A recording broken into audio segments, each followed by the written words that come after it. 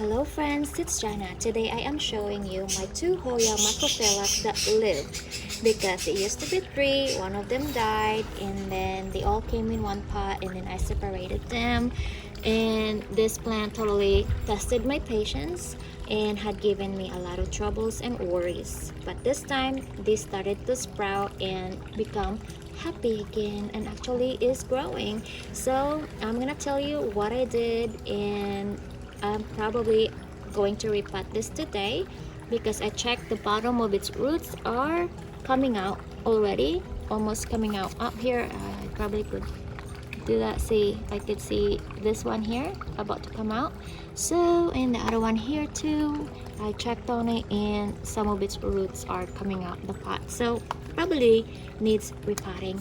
So what I have in here, friends, are in the mixture are orchid mix and moss. I believe that was a sphagnum moss I did because the orchid mix is very dry. It gets so dry in my area and I had to water them a bunch of times in a week, probably every other day. I checked on them and then it dries again, so I had to water them. So always had to check. If you use the orchid mix, it is necessary to check them, that way they don't dry up. But I always, when I water them, I let it dry, not keep them soggy, because that happened when this first rotted on me. I used a succulent mix with orchid mix too, and that didn't go well. And then I just decided to totally transfer them into orchid mix with a mixture of a moss, and it worked, friends. So we are gonna see this together, what really is inside the roots in this plant, because I have them in this mixture for probably 4 months. So it was dormant for many months during cold days here, winter days, and then so you could see actually the leaves on the history of it, of this plant, because you could tell from its leaf it started very small. And then I also have leaves falling off in this plant that you could see the stems right here missing leaves, right here is missing leaves, and so you could see the leaves here in the bottom is so tiny, and then the other side is actually big right here, and then it given me another tiny leaves right here. But then this spring it popped up a new big leaf with a very beautiful variegation. I am just so happy when I saw this, and I just couldn't believe my eyes that it actually recovered and given me these beautiful leaves. And I believe this one here is going to be another tiny leaves going to come out, and the tip here is also another leaves about to sprout again. And I am so excited and happy to see this. And here is the next one that I'm gonna show you.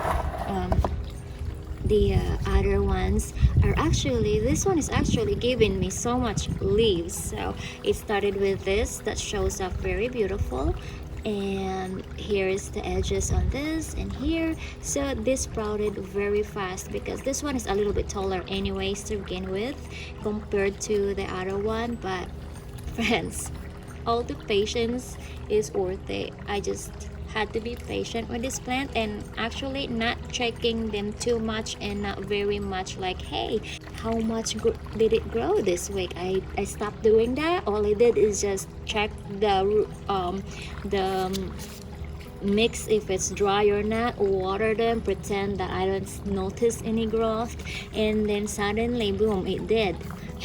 Giving me so much growth. Probably this plant is getting annoyed with me checking them every day, and then it just needs time to actually sleep during the winter season, and then needs to have a very well draining mix, not succulent mix. It didn't work. Hoya likes a very fast draining mixture. So orchid mix, I will show you what actually orchid mix I have, and I'm out of them, friends. I'm getting worried. So this is, like I showed you a long time ago, this is the Better Grow orchid potting mix, and this is what I use. And then let's check it together what the roots look like on this baby. So let's start with the biggest one. So I am planning to repot this actually and see. Oh, look at, so this has a mixture of sphagnum moss in the bottom to give it more moisture because my area gets too dry. It does needs repotting, friends. So they are ready. So awesome to see the roots in here. I love it. I am so happy that this plant is actually thriving. So I wouldn't disturb so much of it, but I am going to take away, actually, friends, the sphagnum as much as I could, because I did potted some plants before with sphagnum moss on it and it rot. So I have to get rid of the sphagnum before I transfer them to a different mixture, which I will show you in a little bit. So I will get rid of the sphagnum moss and continue on the next one to show you that way my video wouldn't be that long and get so boring. So this one is not so bad. So this is easy to get rid of the sphagnum moss. So this totally does needs repotting. So let me get rid of the sphagnum moss right now and then continue on the next potting mix. So friends, I noticed that with this one that has longer leaves, has the most sphagnum moss in the bottom, and it liked it. So that's the trick here. That's probably why it's so happy, because it was getting a lot of its moisture right around here, and the sphagnum moss totally helped it recover, friends.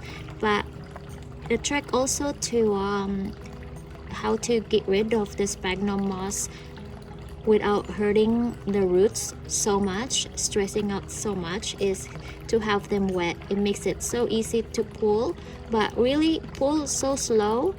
It's okay to lose a few of its roots, but just not to stress the plants so much, because then it will stop growing. So it will get mad again because this happens to me, and I just have to be really gentle and then put them right back on a mixture that I prepared. That way it doesn't get hurt. So let me finish taking as much as I could so I can repot this. Alright friends, so I was able to take as much as sphagnum moss that I could out of the roots. So there's little bits left over, and that's okay. So this one is good to go, and this one is also, this is how much I actually took out, the most I can get also, with little bits left, so that should be fine. And I am going to repot this now. So this is one of my mixes that I include, is this Burpee eco-friendly seed starting mix. So this is made from renewable cocoa coir, and this one expands to 8 quarts, friends. And this is what you do in the back. You just put them in the bucket, add, this one only needed to add 4.5 quarts of water, and then it comes into this fluffy mixture. So I use that. It also in a mixture of my perlite. I use this perlite and orchid mix. So I just mix it until just that way it doesn't get so dry. So that's a fluffy mixture, which I'm gonna show you here. So here it is, friends. This is my mixture that I have, very fluffy. It has perlite, orchid mix, and that cocoa coir that I showed you earlier, and this is what it came out to be. It is nice and fluffy, and it does need a lot of watering too, because this, I noticed it would dry up fast. So I added much more cocoa coir on this mixture, and then little bits of orchid mix. So I am going to start potting this up. So here it is. So we're just gonna pot it in here. I am so hoping this would be happy in this mixture, friends, because I have tried so many before and it did not work. And with this mixture that I'm using today, I have other plants that I also did repotted on this, especially the philodendrons, and it loved it. So I'm hoping this Hoya Macrophylla would also love this mixture. So I'm gonna add more here because it is too dry.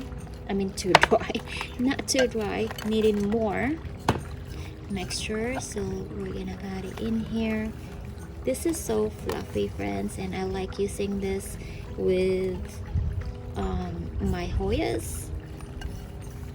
So this is my first Hoya that is going in this cocoa coir here.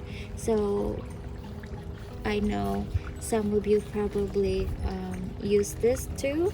So I'm open to any suggestion, friends. Don't hesitate to tell me if I did something wrong, what adjustments could I be doing as well to improve the health of my Hoyas. I would love your suggestions because I have a lot of hard time with my other Hoyas that I have in. Not every Hoya is the same actually. The thicker leaves the Hoyas are, they are more like a succulent that you had to treat it very well draining. And also the other Hoyas likes to be in a very moisture type of a mix that I could be able to use the succulent mix with that one. So I showed you some of my other Hoyas, the Hindoro. I use some of the succulent mixture on that, and also my other Hoya carnosa that has mixture of soil. So this one, since it's very finicky and very problematic to begin with, since I have this, that's why I am very cautious with the mixture that I'm using. That way it doesn't lose another leaf again. Well, friends, I will update you on what's gonna happen to this plant after being in this pot from this day to probably a month from now. And I would probably need to put a stake on here, that way it would stay still. Alright, well friends, this is it for now, and I thank you so much for being here and watching and commenting as well.